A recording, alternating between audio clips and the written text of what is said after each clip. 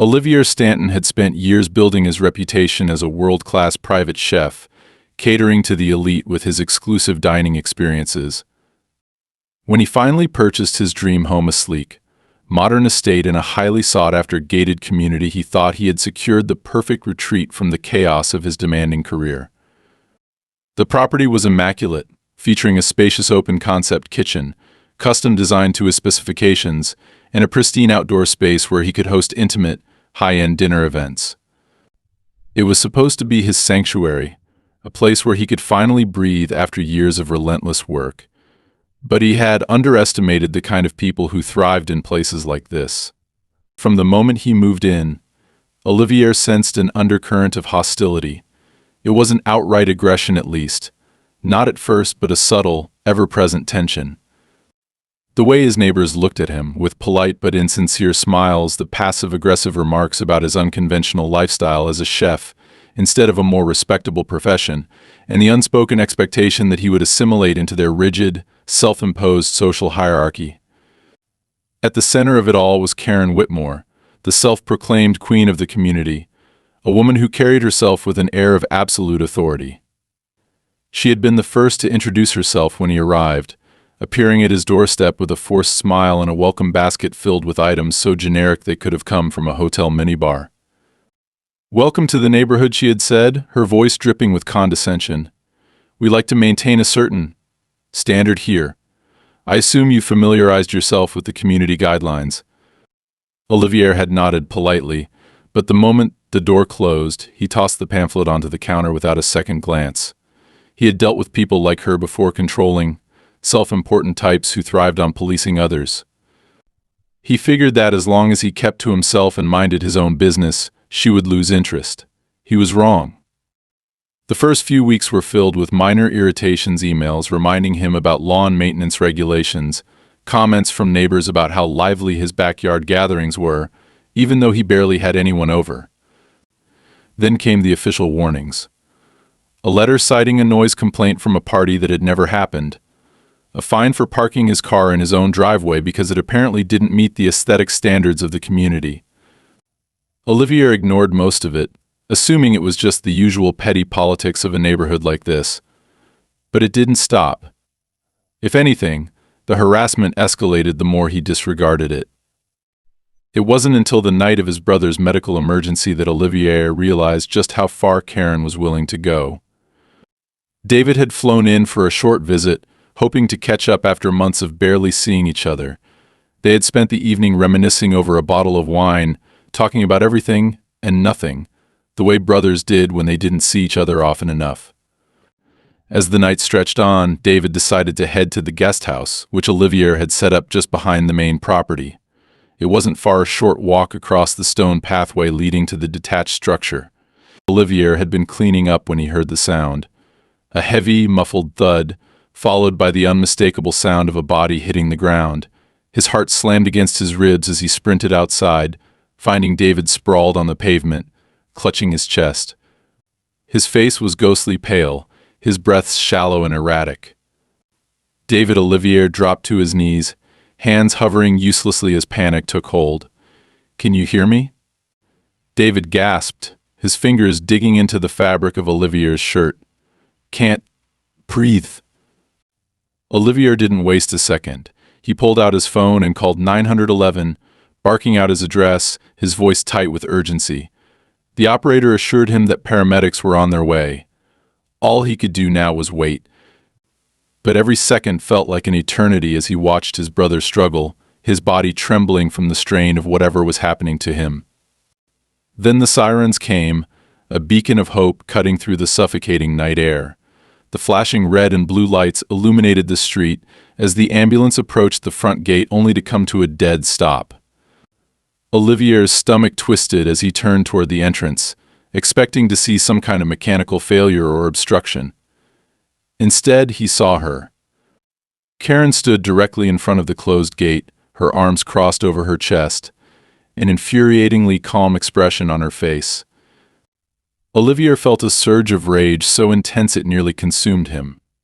He was already moving, his feet carrying him toward her before his mind had even processed what was happening. "Open the gate," he snapped, barely keeping his voice in check. Karen didn't flinch. "I can't do that, Olivier. The rules are very clear. Emergency vehicles require prior authorization before entering private property." He stared at her, disbelieving. "Are you insane? My brother is having a medical emergency." She sighed as if he were being unreasonable. "I understand that this is stressful for you, but procedures exist for a reason. If we allow unauthorized access now, it sets a precedent for future incidents. I'm sure you can appreciate the importance of maintaining order." Olivier could feel his hands trembling with the sheer force of his restraint. Behind him, he could hear the paramedics shouting, demanding access, their voices urgent. He turned back to the ambulance, saw the driver trying to communicate through the intercom, explaining that every second mattered. Karen remained unmoved. For the first time in his life, Olivier truly understood what it meant to be capable of violence. Every fiber of his being screamed at him to force her out of the way, to do whatever it took to get his brother the help he needed. But he couldn't waste time dealing with her. He pivoted, running back toward his house, straight for his SUV. Without hesitation, he revved the engine, slamming it into gear. He barely registered Karen's shriek as he floored the gas pedal, crashing through the side gate with enough force to shatter the wooden panels. The ambulance wasted no time, speeding through the opening as paramedics rushed toward David. Olivier barely noticed Karen yelling about damages or threats of legal action. He was already kneeling beside his brother, watching as the medics worked quickly, stabilizing him before loading him onto the stretcher. As they pulled away, Olivier stood there, his body vibrating with adrenaline, his mind still reeling from what had just happened. He turned to look at Karen, who was still standing at the ruined gate, arms crossed, her expression unreadable. "You'll regret this," she said softly, her voice carrying just enough venom to make it a promise rather than a threat. Olivier's jaw tightened. He didn't have time for her, not now. But as he watched the ambulance disappear into the night, one thought lodged itself firmly in his mind. This wasn't over. Olivier drove to the hospital in silence, his knuckles white as they gripped the steering wheel. His mind was racing, trying to process what had just happened. The sheer audacity of Karen, the cold indifference in her eyes as she stood there, physically blocking a medical team from saving his brother's life, was something he couldn't wrap his head around. He had dealt with difficult people before: entitled clients, controlling investors, egotistical critics who thought they knew more about food than he did, but this was different. This wasn't just pettiness or power tripping, this was something darker, something cruel. And the worst part? She had enjoyed it. He could see it in the way she had smiled when she spoke to him, the way she had tilted her head slightly, as if she were reveling in his helplessness. It hadn't been about rules or regulations. It had been about control. When he finally arrived at the hospital, he found David still in the emergency ward, hooked up to an IV, his breathing slow but stable. A nurse informed Olivier that his brother had suffered a severe cardiac event, likely triggered by an undiagnosed heart condition. If the paramedics had been delayed much longer, the outcome could have been far worse. The words hit him like a punch to the gut. He had known it had been close, but hearing the confirmation made it real. He sat beside David's bed for hours, watching him sleep, his anger simmering just beneath the surface. By the time morning arrived, David was awake, groggy but alert enough to manage a weak smirk. "You look like hell," he muttered. Olivier huffed out a breath, rubbing his eyes. "Yeah, well, you almost died, so I think I win that competition." David's smile faltered as he glanced at the IV in his arm. "That bad, huh?" Olivier leaned forward, his elbows resting on his knees. The paramedics said if they'd been delayed any longer, it could have been worse. And they were delayed. He clenched his jaw, his voice dropping. "Because of Karen." David's brow furrowed. "Wait, what?" Olivier exhaled slowly, forcing himself to stay calm. She stood in front of the gate and refused to let them in. Said there were rules. Said emergency vehicles needed prior authorization. She stood there and watched while you were on the ground, fighting to stay conscious. David blinked, as if trying to process the sheer absurdity of it. She actually did that. She stopped them from getting to me." Olivier nodded, his fingers tightening into fists. I had to ram my car through the damn gate to let them in. David let out a dry, humorless chuckle. That explains the headache. Guess I owe you a new gate. Olivier shook his head. I don't care about the gate. I care about the fact that she deliberately put your life at risk just to make a point. His voice grew sharper, his anger no longer something he could contain. And the worst part is, she's going to get away with it. She'll twist it, say I overreacted, say I caused damage to community property and disrupted order. And knowing her, she'll probably try to make me pay for the damn repairs. David frowned, shifting slightly in the hospital bed. Then don't let her. Fight back. Olivier scoffed. You think I haven't thought of that? This woman has half the neighborhood in her pocket. She's been running things for so long that no one questions her authority. If I take this to the board, they'll side with her. If I take it to the police, they'll say it's a civil matter. It's like she's untouchable. David studied him for a long moment, then let out a slow breath. No one's untouchable. You just have to figure out where the cracks are. Olivier didn't respond right away. He wanted to believe that was true, but he had seen firsthand how people like Karen operated. They didn't play fair. They manipulated, they controlled, and they buried anyone who stood in their way. He had moved into this neighborhood expecting some level of pretentious nonsense, but he hadn't expected this. This was personal. This was war. Later that day, when David had been moved to a recovery room, Olivier stepped outside to get some air. He needed to clear his head, needed to figure out his next move. But as he walked toward the parking lot, his stomach twisted at the sight waiting for him. Karen. She was standing beside his car, perfectly put together despite the early hour, dressed in a cream-colored blouse and tailored slacks, her hair styled as if she were heading to a business meeting, rather than confronting a man whose brother she had nearly killed. Olivier didn't slow his stride as he approached. What the hell are you doing here? Karen smiled, tilting her head slightly, her expression unreadable. I thought we should talk. He let out a harsh laugh. You think now is a good time for a friendly chat? She sighed as if he were being unreasonable. Olivier, I understand that you're upset, but I think we can both agree that what happened last night was unfortunate. His blood boiled. Unfortunate? You blocked an ambulance from reaching my brother. He could have died. Karen's smile never wavered. And yet, he didn't. Olivier took a step closer, lowering his voice. What do you want?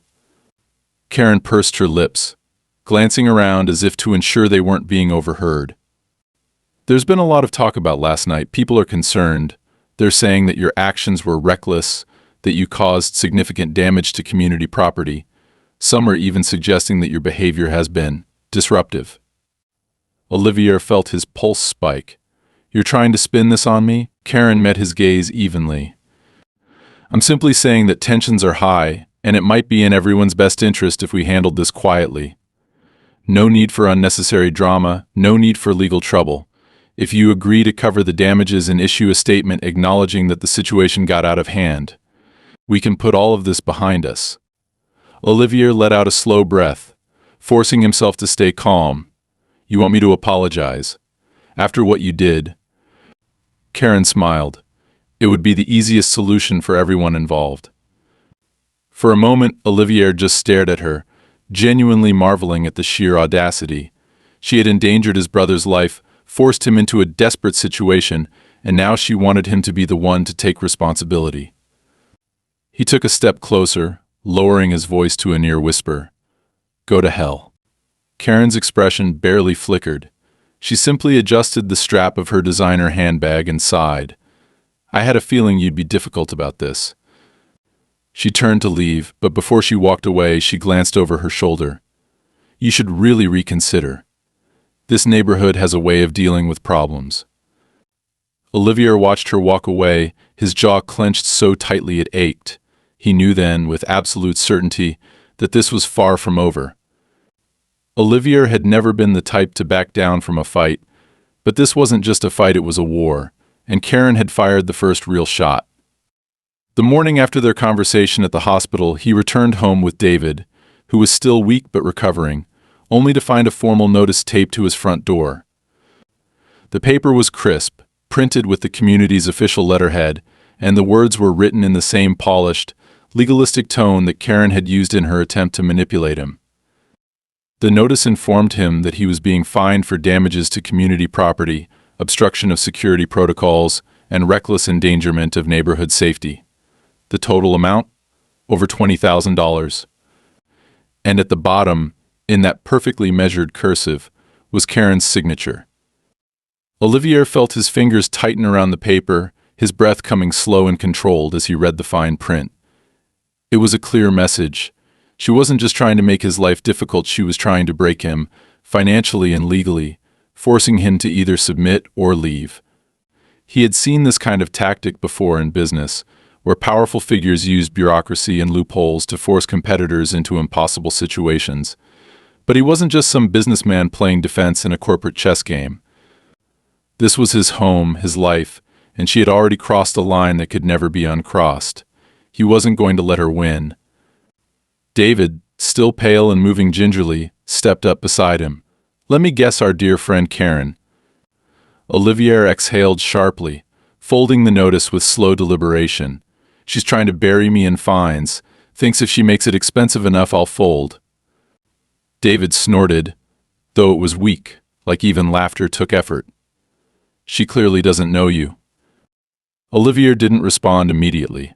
He had spent the entire drive home replaying every interaction he'd had with Karen, analyzing her tactics the way he would break down the flavors in a complex dish, trying to identify the key ingredient that made everything come together.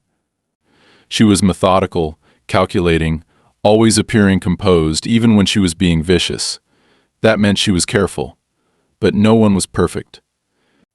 Instead of reacting immediately, he took a different approach. He called his lawyer. Eric Langley was a sharp, no-nonsense attorney who had handled some of Olivier's more delicate contract negotiations over the years. He wasn't the kind of lawyer who made threats he couldn't back up, and that was exactly what Olivier needed. When he explained the situation, Eric listened without interruption, then sighed in a way that told Olivier exactly how much of a mess this was. "This isn't just about money," Eric said finally. "She's trying to build a case. She wants a paper trail that makes you look like the problem. If she can establish a pattern of reckless behavior, she can push for more serious legal consequences. This is about forcing you out." Olivier ran a hand through his hair, already feeling the weight of it. "So what's the move? For now? Pay attention to everything. Keep records of every interaction. If she or anyone else in that damn neighborhood tries anything, document it. And don't engage. She wants you to react emotionally.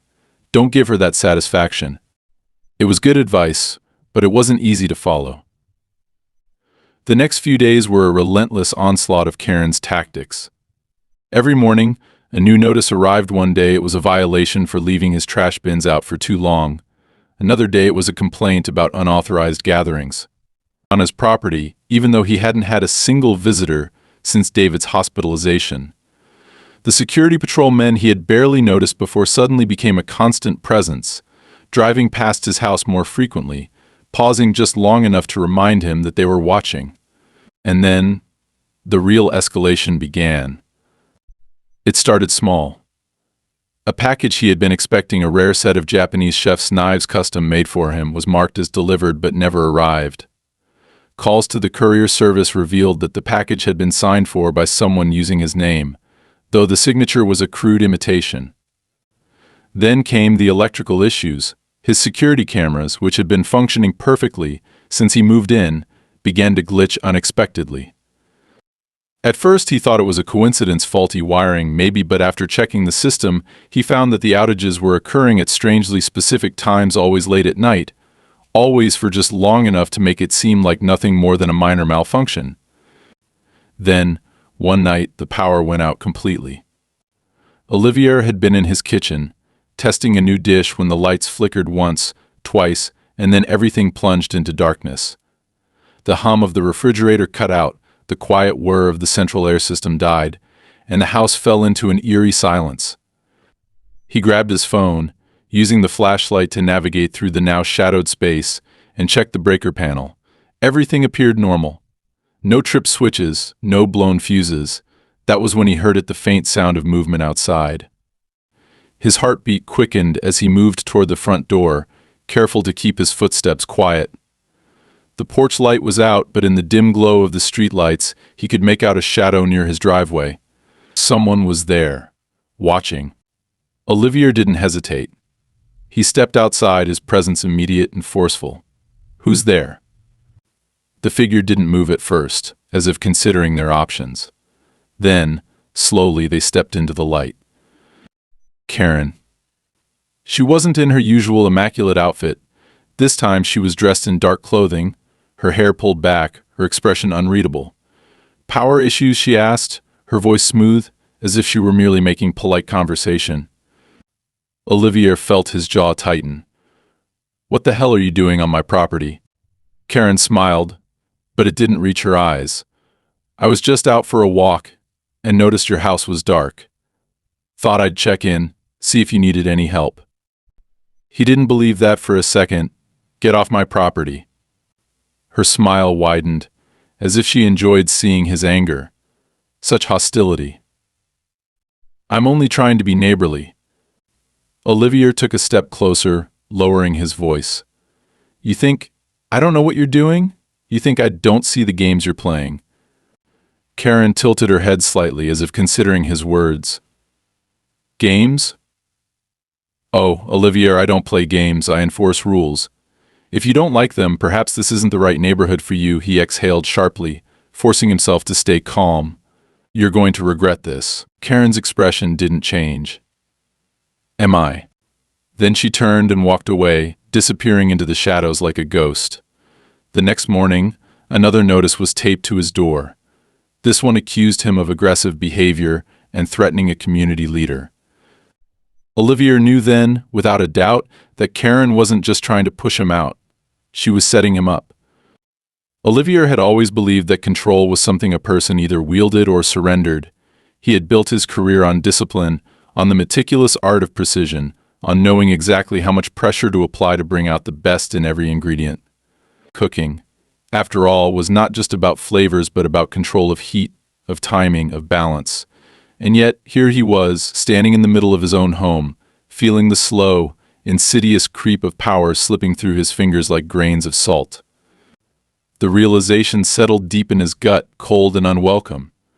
Karen wasn't just trying to inconvenience him. She was dismantling him piece by piece, breaking down his stability until he had no choice but to give in or collapse under the weight of it all. He had spent the entire night replaying their last encounter, the way she had emerged from the shadows with that knowing smirk, as if she had already anticipated every move he might make. The power outage had been deliberate. The notices, the security patrols, the sudden wave of fabricated violations, all part of a larger strategy. This wasn't random harassment, it was calculated, methodical. The kind of psychological warfare designed not to force an immediate reaction but to wear him down over time, to make him doubt his own sanity, to push him into a state of constant defense. But Karen had miscalculated one thing. Olivier wasn't someone who broke easily. By morning, he had already set his plan into motion. The first step was information. If Karen was playing a long game, then he needed to know the rules, the history, the weak points in the foundation of the power she held so tightly. He started by going through every document he had on the house, every contract, every letter from the community board, every seemingly insignificant memo he had ignored since moving in.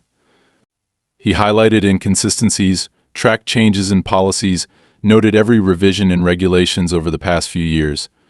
Patterns began to emerge, subtle but present new restrictions that had been quietly implemented, fines that had increased without proper justification, enforcement that was heavily skewed towards certain residents while others seemed to operate without consequences. It was exactly what he expected. Karen and her inner circle weren't just enforcing rules, they were tailoring them, bending them to their own advantage, rewriting the framework to serve their agenda while disguising it as order. But knowing wasn't enough. He needed leverage. His next step was reaching out to the people Karen had overlooked, the ones who had been silent not because they agreed with her, but because they had been made to believe that silence was their only option. He started with Mr. Clark, the retired professor who lived 2 streets over, a man whose house was immaculate yet had mysteriously been cited multiple times for exterior aesthetic violations over the years. Olivier approached him carefully, framing their conversation as nothing more than casual neighborly concern, testing the waters before pushing further. It didn't take much. Clark had been waiting for someone to ask. "She runs this place like a dictatorship," Clark said, his voice low as he sipped his coffee, eyes scanning the street, as if expecting Karen to materialize at any moment. "People like to pretend it's all about maintaining order, keeping things nice and clean, but it's a scam, a slow bleed. She finds people until they can't keep up, pressures them to sell, then brings in buyers she's connected to. The whole thing is a racket." Olivier leaned back in his chair, considering. "How long has this been happening?" Clark let out a dry laugh. "Longer than you've lived here. Most people just leave. It's easier than fighting. But I suppose you're not planning to take the easy way out." Olivier didn't bother confirming. They both knew the answer. Over the next few days, he spoke to others. Some were hesitant, unwilling to openly oppose Karen, but more than willing to provide information from a safe distance. Others had already resigned themselves to the reality of their situation, too exhausted to care. But a handful just enough were angry. Angry enough to act. That was when the real trouble began. It started with his mail. Packages he had never ordered began arriving at his doorstep: expensive appliances, furniture, items that, on paper, looked like extravagant purchases. Then came the overdue payment notices, fraudulent but official looking enough to cause concern. His bank flagged suspicious activity on his accounts, transactions he had never made. It was a slow, creeping assault on his credibility, an attempt to make him look financially unstable, irresponsible, a man who couldn't be trusted. And then the health inspection notice arrived. It was a Friday morning when he opened the envelope, skimming through the document with a growing sense of unease. The letter, stamped with the official seal of the city's regulatory board, stated that his home kitchen, his personal, private kitchen, had been reported for multiple health code violations. A scheduled inspection was to take place within 48 hours. Failure to comply could result in fines, legal action, or even a temporary shutdown of any catering or business-related operations associated with his residence. The accusation was absurd. His kitchen was pristine, maintained with the same level of precision as any high-end restaurant. But the implications were clear. Karen was escalating. By the time the inspector arrived, Olivier was ready. He had spent the previous night documenting everything, taking time-stamped photographs, printing out maintenance records, organizing every piece of evidence that proved the accusations were baseless. The inspector, a middle-aged man who seemed as weary as he was unimpressed by the entire ordeal, conducted a thorough examination, nodding along as Olivier presented each counterpoint, each contradiction in the complaint. When it was over, the inspector sighed, rubbing his temples. "This is ridiculous," he muttered. "There's nothing wrong here. Someone's wasting my damn time." Olivier met his gaze evenly. "And who do you think that someone is?" The man shook his head. "Off the record?" "I've seen this before. HOA complaints, neighborhood disputes. Someone with too much time and too much influence. But on record? It's just a routine inspection." Olivier didn't press. He had what he needed. The complaint had been officially dismissed, the report closing any possibility of further investigation. It was a small victory, but it proved something critical: Karen wasn't invincible. That night, he found another notice on his door. This one wasn't from the city. It wasn't even official. It was handwritten, the letters precise and deliberate. "You should stop while you still can." There was no signature, no indication of who had delivered it. But Olivier didn't need one. He already knew. Karen was getting desperate, and desperate people made mistakes. Olivier had expected retaliation, but not like this.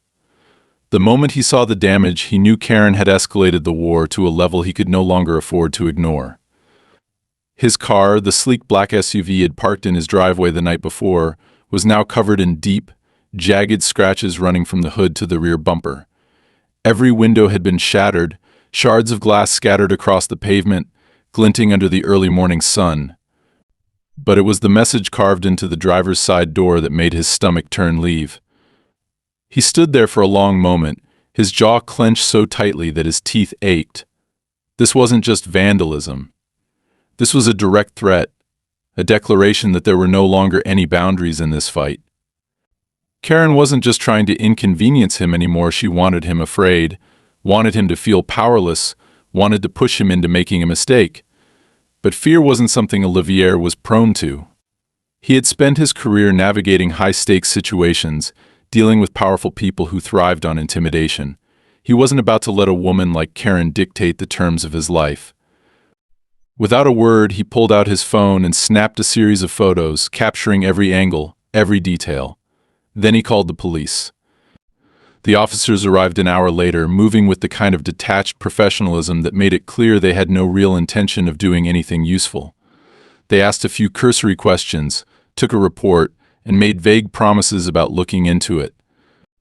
Olivier could already tell that the case would be quietly ignored, lost in a pile of other unresolved neighborhood disputes. He watched as one of the officers, a man with tired eyes and a thinning hairline, spoke into his radio, his expression one of practiced disinterest.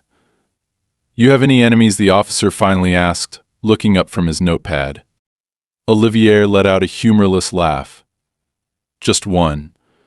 But she runs this place, so I'm guessing that means you won't be doing much about it." The officer sighed, tapping his pen against the paper. "Look, Mr. Stanton, without witnesses or security footage, there's not a lot we can do. Even if you suspect someone, we can't just go knocking on doors without evidence." Olivier didn't bother arguing. He knew how this worked. The system was designed to protect people like Karen, those who understood how to manipulate rules and exploit loopholes. She had made sure to do this in a way that wouldn't leave any direct ties back to her. But that didn't mean he couldn't turn the situation to his advantage. Once the officers left, he took the next logical step. He sent the photos to his insurance company, filing a claim for the damages. He knew they would investigate, and while they likely wouldn't uncover much, the increased scrutiny would put Karen in an uncomfortable position. People like her thrived on control, on making moves without consequences. If he could disrupt that, even slightly, it would be worth the effort. But Karen wasn't done. That evening, as he stepped outside to clear his head, he noticed something odd. The air smelled different, thicker, heavier. It wasn't until he reached his backyard that he realized why. The garden, the one he had meticulously cultivated since moving in, was ruined. Every herb, every delicate plant he had nurtured had been ripped from the soil, their roots exposed and drying under the harsh glow of the outdoor lights. The trellises had been knocked over, the wooden beams splintered, as if someone had taken a crowbar to them. The irrigation system had been slashed, water pooling in uneven puddles across the stone path. Olivier's chest tightened. This wasn't random vandalism. Someone had done this with purpose, knowing exactly what it would mean to him. Cooking wasn't just his profession, it was his passion, his identity. His garden had been an extension of that, a personal sanctuary, a place where he found balance in the midst of chaos. Destroying it wasn't just an attack on his property. It was an attack on him. He stood there for a long moment, breathing through the anger, forcing himself to think instead of react. Then he walked back inside and did something he hadn't done before. He reached out for help. David answered on the second ring, his voice groggy but immediately alert when he heard Olivier's tone. "What happened?" Olivier exhaled slowly. "She's not stopping.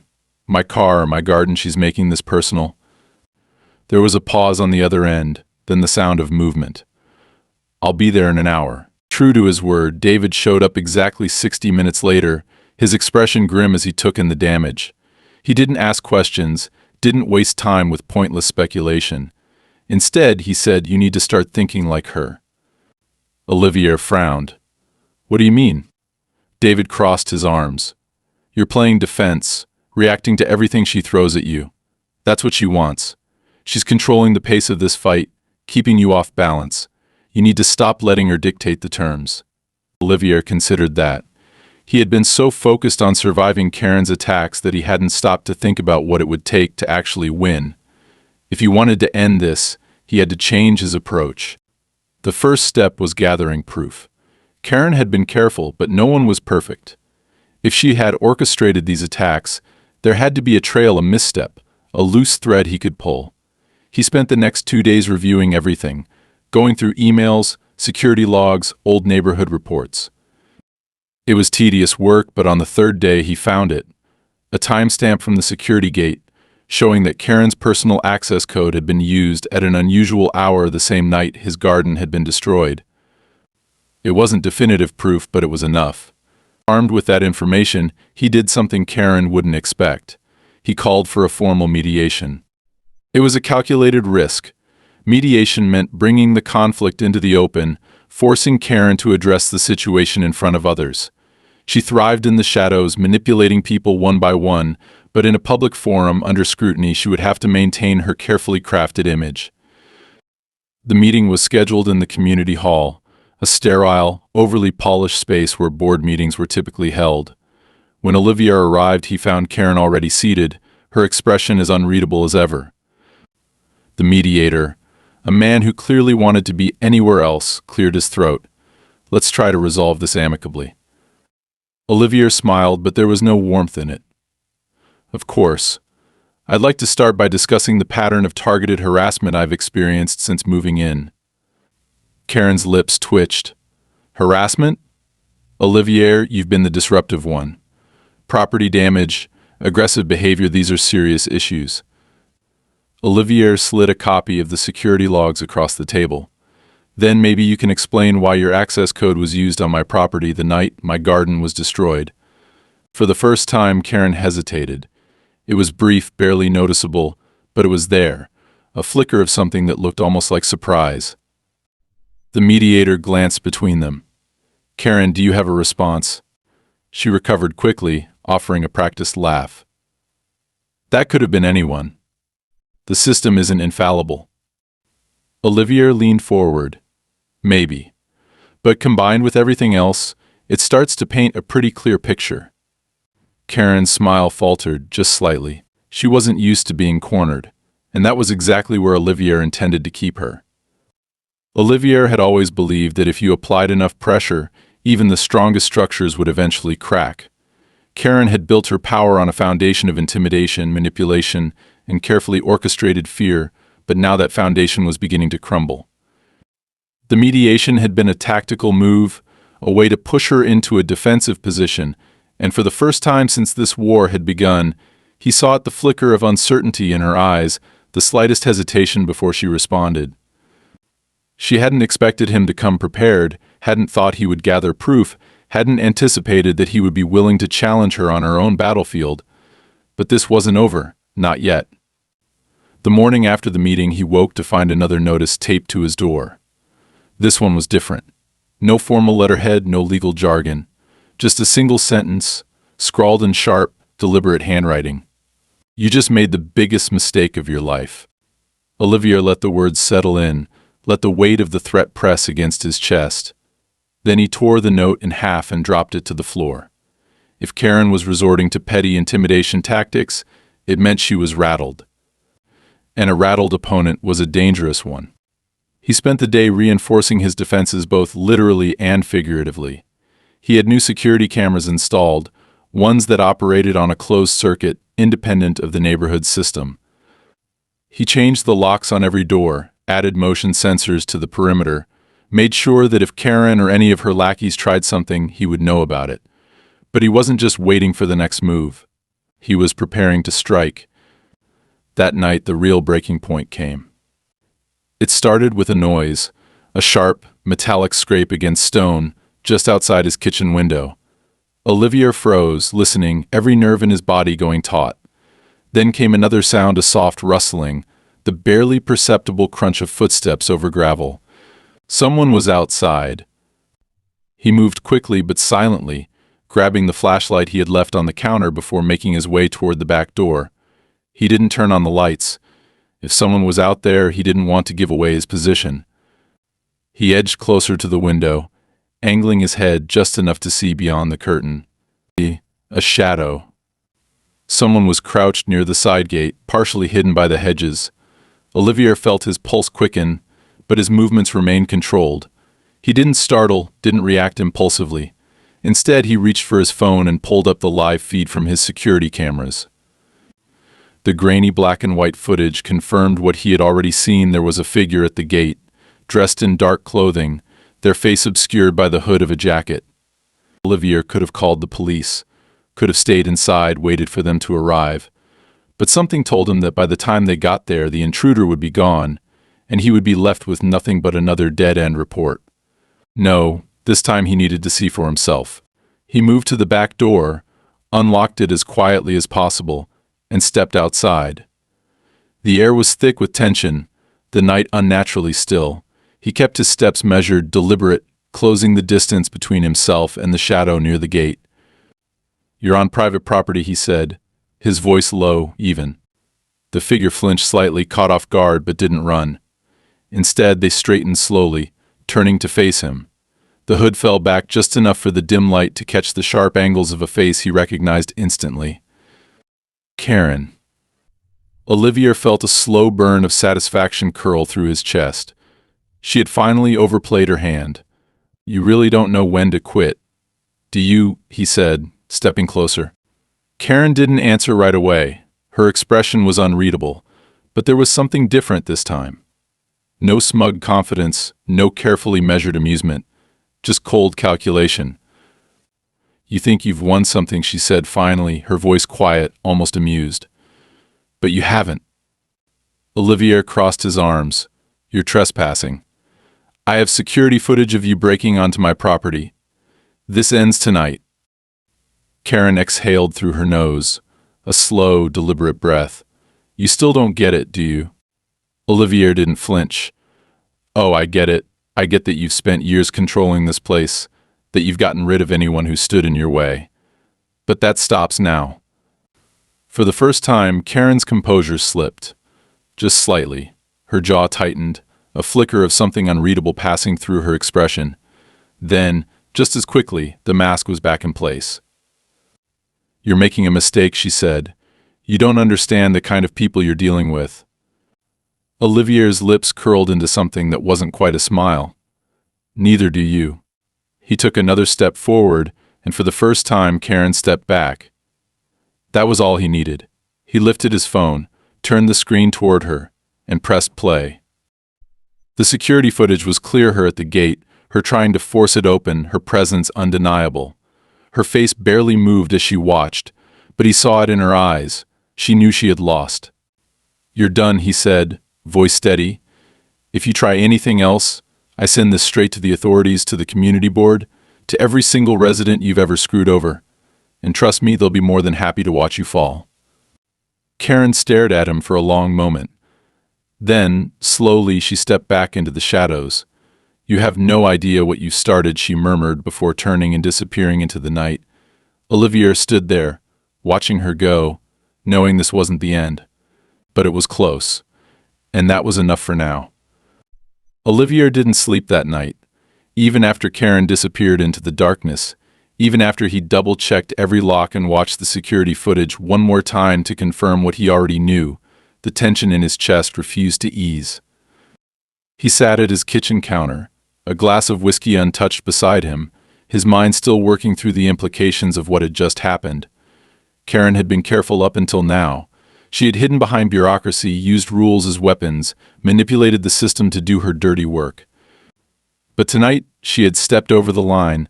She had broken into his property, desperate and reckless, and in doing so, she had given him exactly what he needed. As dawn crept through the windows, Olivier picked up his phone and made the call.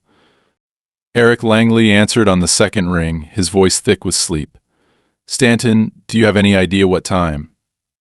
"Karen was on my property last night. I have her on video trying to break into my backyard." There was a pause, then the sound of rustling sheets. "Send it to me. Now." Olivier didn't hesitate.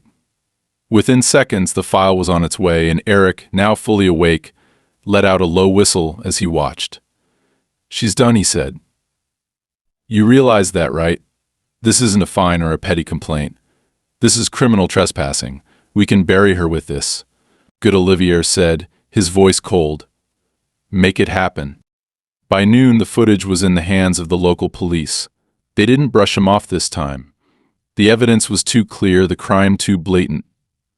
Karen was brought in for questioning that same evening. Olivier didn't go to the station, didn't need to be there to know how it played out. He imagined her sitting in the interrogation room, perfectly composed, speaking in that measured, infuriatingly calm voice of hers, pretending that none of this was as serious as it looked. But the difference this time was that she wasn't controlling the narrative. The security footage spoke louder than any excuse she could come up with. The fallout was swift. The board members who had once rallied around her began distancing themselves. Some resigned outright, others suddenly found reasons to take long vacations. The neighborhood's power structure, so carefully cultivated over the years, collapsed in a matter of days. Without Karen at the center, the entire operation fell apart. Olivier wasn't naive enough to think she would go down without a fight. He expected her to drag this out, to lawyer up, to twist the situation until she found an escape route. But what he didn't expect was how quickly she disappeared. One morning, less than a week after her arrest, he woke to find a moving truck outside her house. Workers moved with robotic efficiency, loading furniture, boxed up belongings, stripping the house of everything personal. By noon, it was empty. The windows dark, the lawn neglected, the presence of Karen wiped from the neighborhood as if she had never existed at all. She hadn't even said goodbye. Olivier stood at his front porch, watching as the last truck pulled away. He should have felt victorious. This was what he had wanted, wasn't it? To be free of her? To win? And yet, something about it felt wrong. Karen didn't strike him as the kind of person who ran. She fought, she manipulated, she found ways to claw her way back into control. But this? Leaving without a word? Without a final attempt at vengeance? It didn't fit. The answer came 2 days later in the form of a letter. There was no return address, no name. Just a single sheet of heavy, expensive stationery with a message written in that same precise, elegant script. You were never my real problem. You were just in the way. But don't make the mistake of thinking this is over. It never is. Olivier read it twice, then burned it over the kitchen sink. Maybe Karen was gone. Maybe she wasn't. But he knew one thing for certain: he would never let someone like her have control over his life again. He poured himself another drink and finally let himself exhale.